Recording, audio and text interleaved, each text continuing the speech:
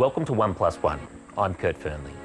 My guest today is Curtis McGrath, a champion para-canoeist and gold medalist from the Rio 2016 Paralympics. But his journey, it hasn't been a smooth one. In 2012, as a young soldier on deployment to Afghanistan, he would step on an improvised explosive device, changing his life forever. We caught up for a chat about grit and determination.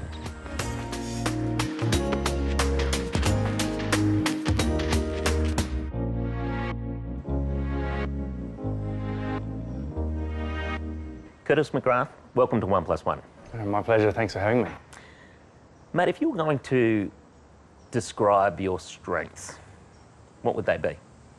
My strengths, I think I'm resilient. I think I'm kind. Also, I think on water, maybe my endurance, my finish is really good. I enjoy the burn at the end of the race, so that's something that I think I'm good at. Would you say that you're an adventurous kid? Yeah, 100%. What sort of adventures? I enjoyed the river and the outdoors and the forest. So I remember living in Queenstown in New Zealand, obviously an adventure capital for the world. So that obviously provided a lot of adventurous activities. There was a forest next door, so I'd run up there and run around the forest, build huts and all that sort of thing. But also down at the river, put on some snorkeling gear and go chase some eels or something like that in the river. It's a big river too, and there's jet boats and all that sort of stuff flying around. But it was definitely an adventurous upbringing for sure. Yeah. How did you find your way to the Australian Army? I wanted to continue the adventurous lifestyle that I had, and I think that led me to look for a job that was sort of outdoorsy, had some travel, some adventure, some new opportunities and experiences. There's 1,000 ways to find adventure. Yeah, yeah. Why the Army? Why was there the idea that you would be in active service right then? In a way, I actually came over from New Zealand to be an aircraft technician, and that not necessarily puts yourself in the front line. It's more of a services job or a support role. So fixing helicopters was what I wanted to do when I came over to Australia. And I went through all the recruitment process for that. It was all ticks and boxes, but at the time the military wasn't recruiting that role. So I had to recalibrate my thinking about what role I was going to have, and the recruiter did a great marketing job and I signed up for combat engineering. What were your expectations of Afghanistan itself before you were deployed? Afghanistan, obviously being a war zone, we understood that we were going into a conflict zone in a country that had been in conflict for a very long time. And I deployed in 2012, and in 2010, the Australian Army had a pretty rough year with a number of KIA and a number of wounded in action. And that sort of plays onto your mind because of my role in Afghanistan. And our role is considered one of the most dangerous as a combat engineer. It makes you a little bit nervous, but at the same time, we do so much training that we sort of mitigate that nervousness or that fear with our skills and expertise and training and confidence in the people around you as well. What was the day-to-day life like? What was your role while you were in Afghanistan? Yeah, so our role was to as a high-risk search technician, so we are providing mobility for the patrols and the sort of the forces there, clearing the road for improvised explosive devices or IED, but also in another capacity, looking for the components that make up those IEDs. So when we're out on a general day, you get up in the morning, it's very early, probably like 4 in the morning, go have breakfast, come back, put your kit on, head to the vehicles, mount up in your vehicles, then we get in convoy order just before we leave the base, and then we roll out. And as an engineer, you want to provide that safe travel, provide that mobility. So we're in the first 2 vehicles always, or the last vehicle depending on our positioning. But we roll out of the gate, we move through the town, which is generally very, very safe, and no need to search there. And then we'll come into an area where we consider that could be a target point, a vulnerable point as we call it. So we'll search through that area, clear it through, move through, and that can take an hour, that can take 3 hours, that can take, depending on if we find something, that's another whole different story. But when we move through the area and out the other side, we then start rolling again and making good headway. But generally we try and time it, get out there for lunch, have lunch, and then come back. So on that day, how was the IED hidden? So it was just in the dirt, just buried in the dirt, the pressure plate. So it was a sort of a 3 or 4 piece setup, the pressure plate with the explosive underneath it, and then a battery pack, which is where the main metal was wafted to the side, and we hadn't searched the side yet. So having that situation be there and that setup meant that it was, like I said, very difficult to find. So it was just in the dirt, it was just in the pathway as sort of a foot pathway, not a road or anything. You could drive a car through there, but it was very tight. So yeah, it was a smaller IED, so maybe like a water bottle, 600 ml water bottle, as opposed to like a 20-litre container, which is generally what they would use for a vehicle. So it was definitely targeted towards a person standing on it. What do you remember about the moment that you stepped on the IED? I don't remember the actual bang. I don't remember the blast itself. I don't remember, my metal detector getting blown out of my hand off to my left, and my rifle getting snapped in half and thrown off to the right. And I don't remember, there's no click, there's nothing. It's just so instant. Despite what the movies might portray, it's a little bit inaccurate, but there are those types of IEDs. But this one here in particular was like just step on it and bang. It's instant. So you don't remember any sound? Or... Nothing. No bang. Nothing. No. Yeah, I don't remember, and I don't remember like landing on my back or nothing. But what I do remember is sort of opening my eyes. It's quite dark. There's dust and rocks and stuff still falling on my face. I'm wearing a helmet and ballistic glasses and body armor and everything, and I sort of dazed and confused, like what the hell just happened? And I sort of get up on my elbows, and then I'm like, oh, yeah, right. I could see the blast crater next to me, just off to my left. I could see my legs were missing. I could see the blood like spraying out of my legs and being, just immediately. And that's when the pain hit me. It wasn't until I got up and sort of surveyed what was happening that's what had happened, and that's what the trauma I was about to discover what pain was. So you can immediately see the carnage. Yeah, it's all there in front of me. How do you process that? Training kicked in immediately. It was, there's blood coming out of this leg, I need to stop it. And we've got these on our body arm. We had tourniquets, so like a seatbelt type torsion thing that wraps around a limb, and you tighten it up and it stops the bleeding. So I'm trying to bust this out, and I'm screaming and swearing and hollering and whatnot. To yourself? To the world, and trying to bust this thing out. And I get it open in a loop, and I go to sort of get off my elbows, and every time I go like that, I fall backwards because I don't have the weight for my legs anymore, so I keep falling back. And I couldn't do it, and I could hear my mate Pitch was just off to the side there. He was close enough to have his rifle knocked out of his hand and have a cut on his face, and obviously be dazed, confused as well. And I could hear him swearing and yelling and whatnot off to the side, and I just remember leaning over and yelling at him to come over and get my bloody tourniquets on. And he came over and looped on the first one and looped on the other one, and that's when the rest of the patrol got to me, because they were down around the corner where I was meant to be going. So yeah, and like his actions, like hands down, saved my life for sure. How are you even talking about it now? How does it sit in you? Are you okay referring to those moments? Yeah, I think at first it was difficult to talk about. At first it was, difficult to remember certain things and how it played out. But after time and talking to the guys that were there and talking to them about what they witnessed and how they remember, it sort of comes together. And then it becomes this therapeutic process of understanding the flow of events. Because, think of in another scenario where I was unconscious and I don't remember anything, and I wake up in hospital without any legs, going, what the hell just happened to me? I think that was, I'm very grateful for those memories, because I remember what people did for me, and I remember how I reacted and how they reacted and what they did and who they are as people, because it's a real test of character and a real test of human endurance and teamwork and camaraderie. How do they describe that moment? chaos, I think. They talk about different events and what people did and said, and well, not different events, but their perspective of the event of the day, and joking about losing brand new boots and not being able to go on holiday and all that sort of thing. But that's all funny things that we're trying to use black humour in terms of to overcome the trauma and that sort of Anzac mentality of having a laugh in a pretty shitty situation. So they were joking about losing your boots straight away? Well, I'd just got new boots and I'd been complaining about them being really crap. So, having a laugh about that. So,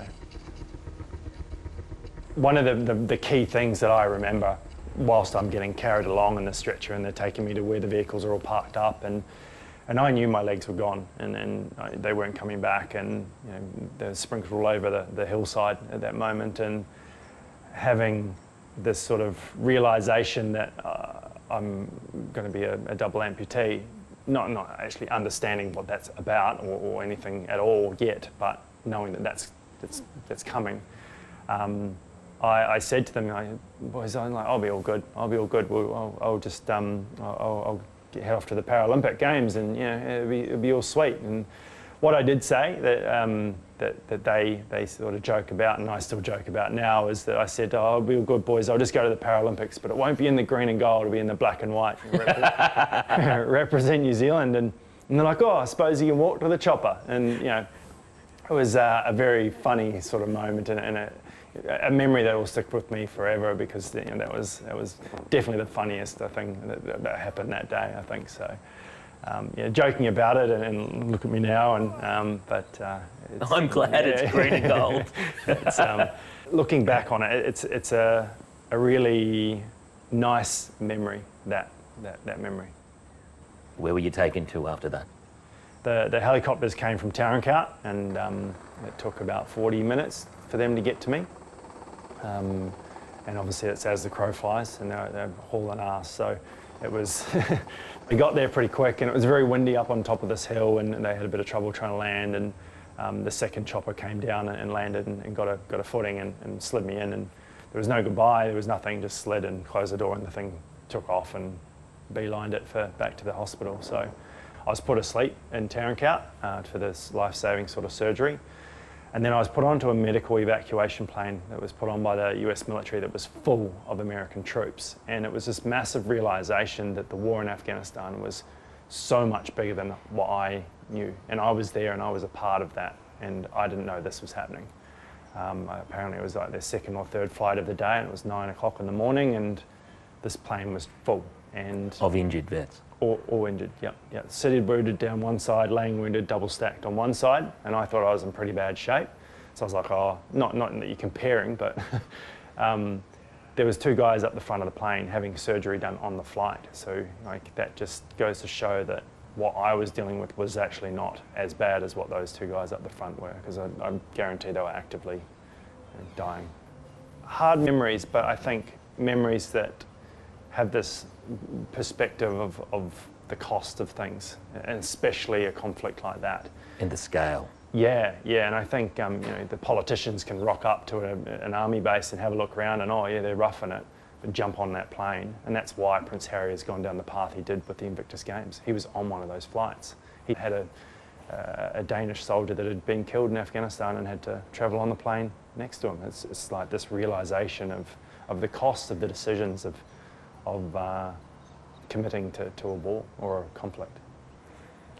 How long was it till you were able to start rehabilitation, start your process out?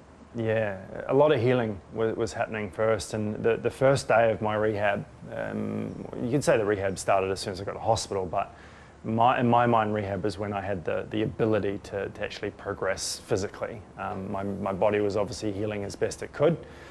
But this particular day, I had my girlfriend at the time, my wife now, Rachel, was there, and my arm had healed up enough, and the physio had come in and said, all right, we're going to jump in this wheelchair, you're going to do it yourself, and then we're going to we're around to the physio ward. And I was like, okay, can't be too hard. And when I lifted myself up and put myself into the chair, and I sort of sat there and I went to push, and then it was just like this sudden realisation that I was now a disabled person.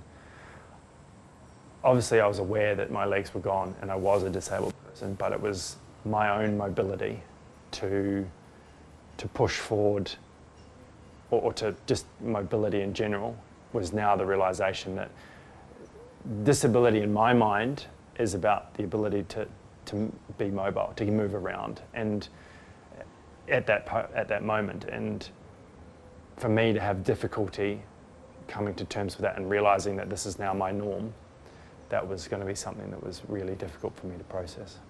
Tell me about that first moment where you did see Rachel. Yeah, that was a moment that was really nice. We decided that Rachel would come to Brisbane and she'd meet me at the plane door, and she was there. And as the rest of the plane left, then I was sort of wheeled out, and that was a really... I felt like I'd let her down. I felt like I had,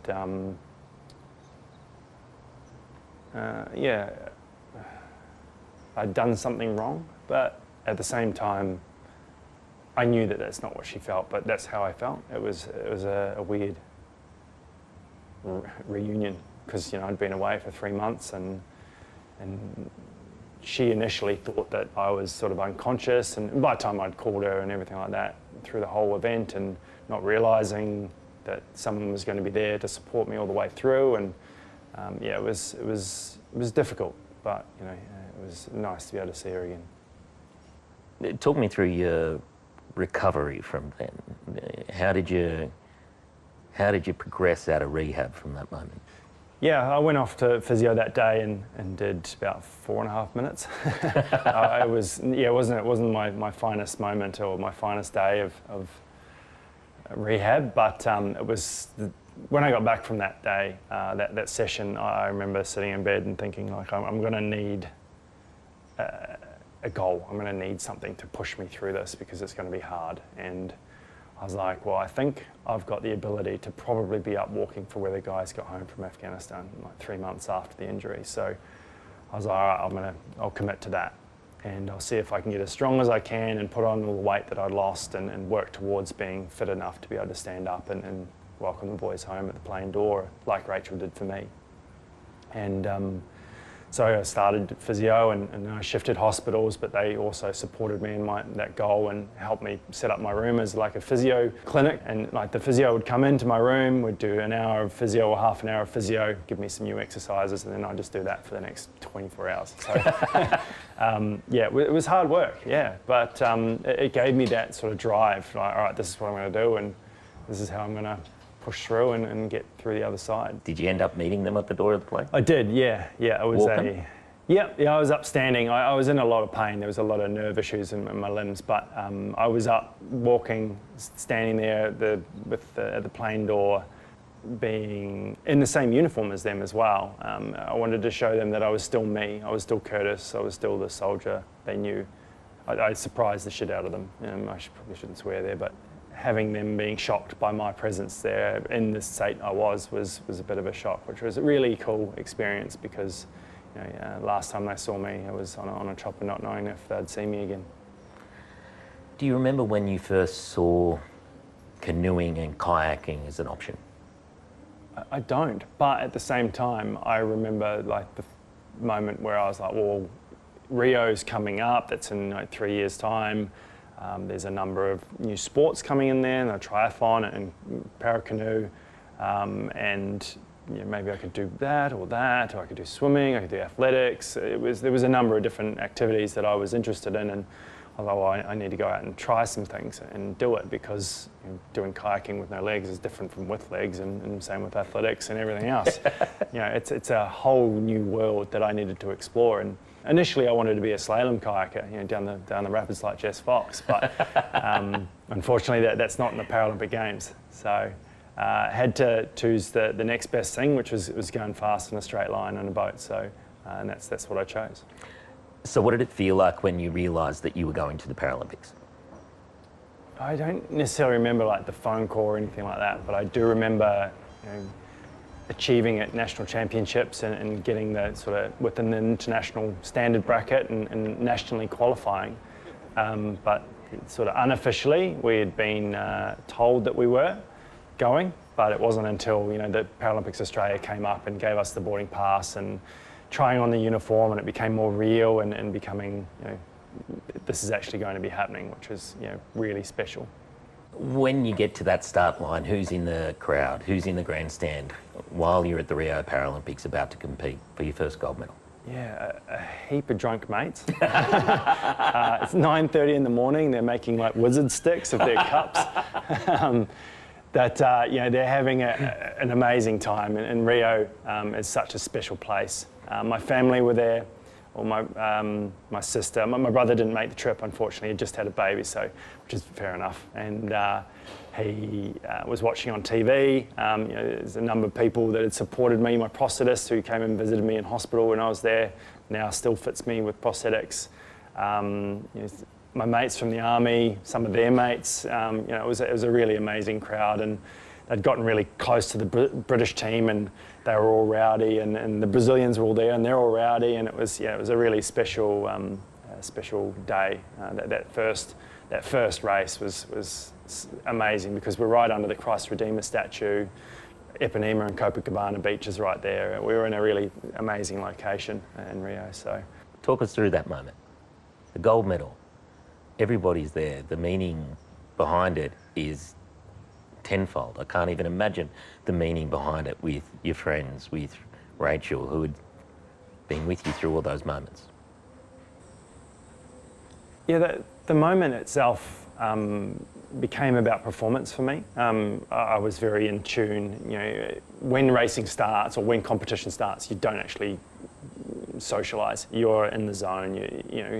It's because the heats one day and then the finals the next day and the semi-finals earlier that morning, and it allows me to just focus on what I'm trying to achieve and what I'm trying to do. And I'd done World Champs a couple of months before and did quite well there, and understood that how this would play out and potentially where my strengths and weaknesses were in my race. And it becomes about a performance rather than the high performance moment rather than an emotional moment, and that doesn't come until you're like 30 centimetres away from the finish line, knowing that it's just about to come. So it was an amazing feeling to cross. And I thought it would be all celebration and surprise and joy and excitement and whatnot, but what happened was something I didn't expect, and that was this huge wave of relief just sort of crashed on me.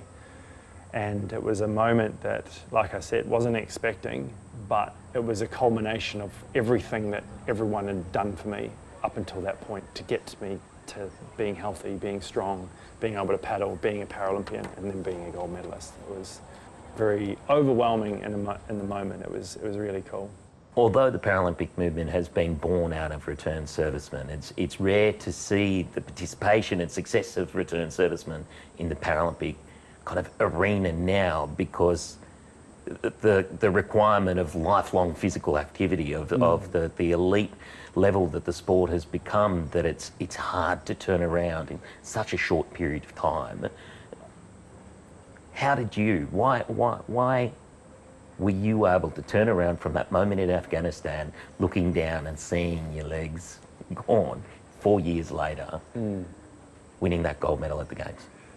Yeah, I don't really know. I think, I didn't realise myself as a goal-orientated person until I was injured and needed things to push me through and through the hard stuff.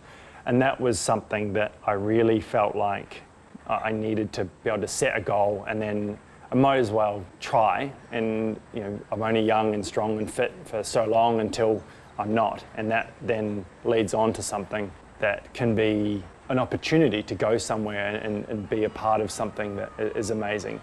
And as you said, it is difficult to be a Paralympian because the level is stepping up every Games, or every year, every month. There's another level just being added all the time as disabled people find themselves in a sport which they're good at and then can really excel in. And it's something that people are starting to see now, with the Paralympics being more widely broadcasted, widely accepted, and seen for the extraordinary activities and feats that they can do.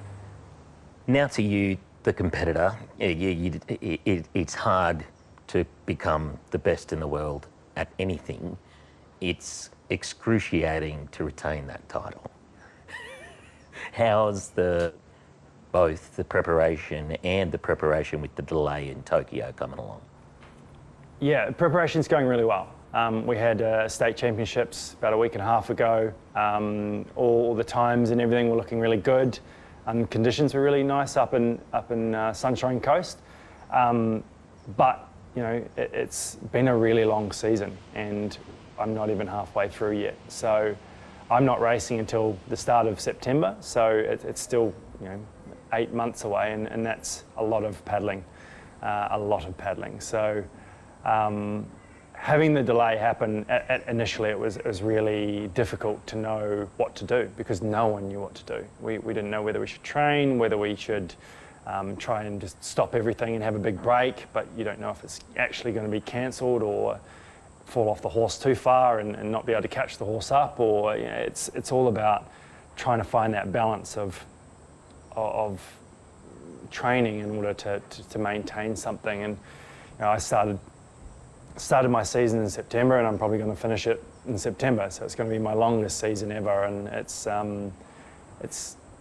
hard, but at the same time, you know, nothing worth doing is easy. So however cautious I am and nervous I am, I have to get you to show me how to kayak.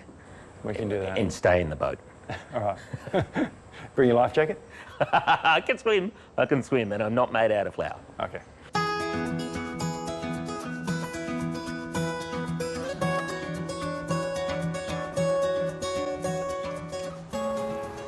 Right. Mate, perfect day for it. Perfect day. Perfect day. It's a little bit of wind.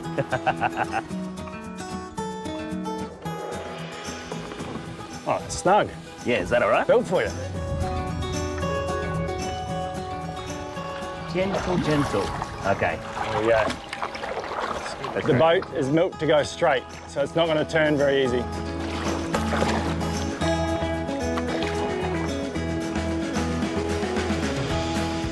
So this is actually your competition boat? Yeah, I raced that, yep. And you will in Tokyo? Sure will. V1 debuting in Rio. Tokyo, sorry. Oh, awesome. Yeah.